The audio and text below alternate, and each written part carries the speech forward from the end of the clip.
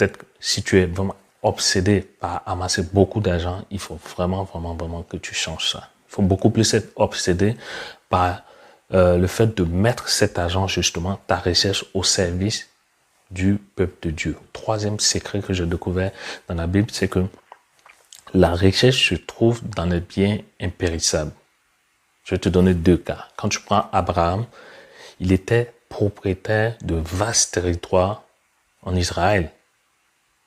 Mais par contre, il a toujours recherché, en fait, à faire la volonté de Dieu. Il a même quitté cette terre, justement, comme je te l'avais dit au début de cette vidéo, pour aller vers la terre promise, ce qui n'était pas facile à faire. On te dit, laisse ta terre, va dans un endroit, avec la foi, va dans un endroit que tu connais pas. Ça, c'est très, très difficile à faire. Mais il a fait, par contre, ce qui est arrivé, c'est que il a pu avoir cette récompense que Dieu lui a promise. Il a pu avoir un enfant, il a pu, notamment Isaac, il a pu aussi avoir la terre promise. Il a pu, en tout cas, être aujourd'hui le père de tous les croyants. Le père de la multitude, comme on l'appelle. D'accord? Donc, bien impérissable. Aussi, si tu vois, par exemple, dans le livre de la Genèse, quand je lu un peu, je me suis rendu compte que lorsque Dieu a créé le monde, il a créé le jardin d'Éden.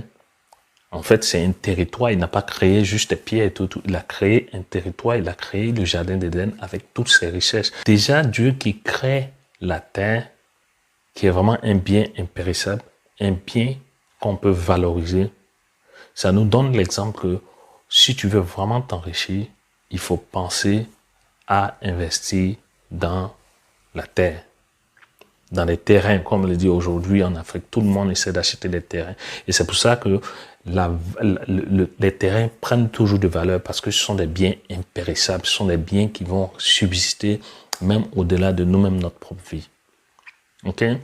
Donc, ça, c'est un pan. L'autre pan que j'avais noté ici, c'est que tu vois que dans les évangiles, tu vois que Jésus, notre Seigneur Jésus, il prend beaucoup plus des exemples sur, par exemple, quand tu prends la parabole de la vigne, quand tu prends au niveau des talents, quand tu prends aussi la parabole de l'enfant prodige et tout, ça montre en fait que ceux qui étaient riches, très très riches par le passé, c'était des gens qui possédaient des terres, qui possédaient des domaines, des territoires, qui possédaient aussi de l'or, qui possédaient des matières précieuses. Donc, ce sont ces genres de biens-là que tu dois aller rechercher lorsque tu veux chercher à t'enrichir. Lorsque tu veux vraiment faire la différence dans tes finances, il faut beaucoup plus avoir ton focus vers ce type de biens.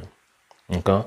Parce que si le Seigneur Jésus en parle, si Dieu lui-même il a créé la terre, il a créé le jardin d'Éden, il a créé l'or et tout, je pense que c'est vers ce genre de richesse-là que tu dois vraiment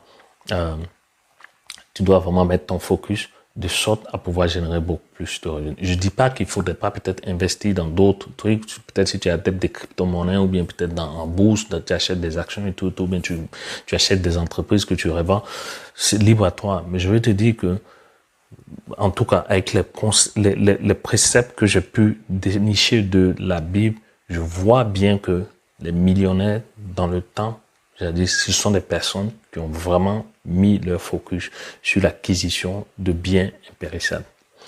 Le dernier exemple que je peux te donner, c'est justement le roi Salomon. Si tu lis, en fait, dans le livre des rois, tu vois que, j'ai noté ici, le roi Salomon était un mentor, c'était un coach, comme on appelle aujourd'hui, un coach en business pour ses contemporains.